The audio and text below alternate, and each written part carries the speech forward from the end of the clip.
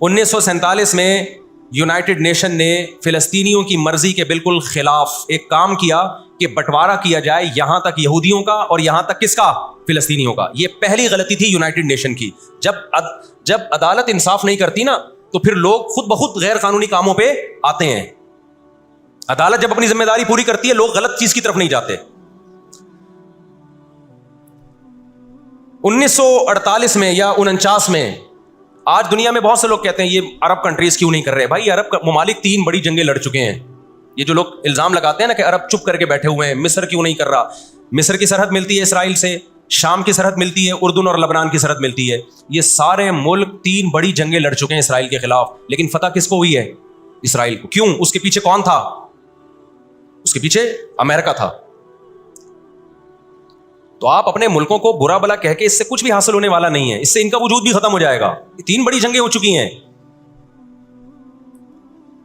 تمام عرب کنٹریز مل کے اسرائیل پہ حملہ کرتے ہیں,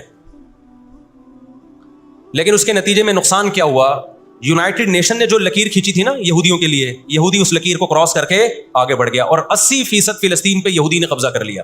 اور یہ غزہ کی پٹی جو آج ہے اور جس کو ویسٹ بینک کہا جاتا ہے, اس غزہ کی پٹی پہ مصر کا قبضہ ہو گیا جو ایسٹ میں ہے, اور ویسٹ بینک پہ اردن کا قبضہ ہو گیا. 20% علاقہ میں سے آدھا اردن کے پاس اور آدھے سے کچھ کم مصر کے پاس چلا گیا. باقی 80% کس کے پاس آ گیا؟ اسرائیل کے پاس.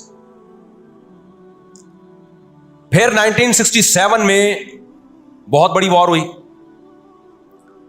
یہ میں ان لوگوں کو بتا رہا ہوں جو ہر وقت اسلامی حکومتیں جو رہی صحیح رہ گئی ہیں نا, ہر وقت ان کو برا بلا کہتے رہتے ہیں یہ کچھ نہیں کر رہے, یہ عرب کچھ نہیں کر رہے. یہ 3 جنگیں لڑ چکے ہیں. جب تک تمہارا باپ پیچھے کھڑا ہوا ہے نا امریکہ, اس وقت تک یہ مسئلہ حل نہیں ہو سکتا. پیچھے وہ کھڑا ہوا ہے. اب کیا ہے کہ جی 1967 میں یہ تمام کنٹریز جو بھی اسرائیل کو گھیرے ہوئے ہیں یہ سب مل کے پلان بناتے ہیں, عرب متحد ہوتے ہیں کہ اسرائیل کو ایک ہی دفعہ میں صفحہ ہستی سے مٹانا ہے.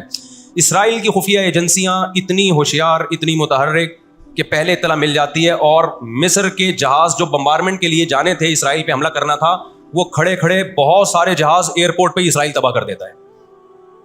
سمجھ میں آ رہی ہے کہ نہیں آ رہی ہے؟ وہ بہت بڑی پلاننگ سے آیا بھائی.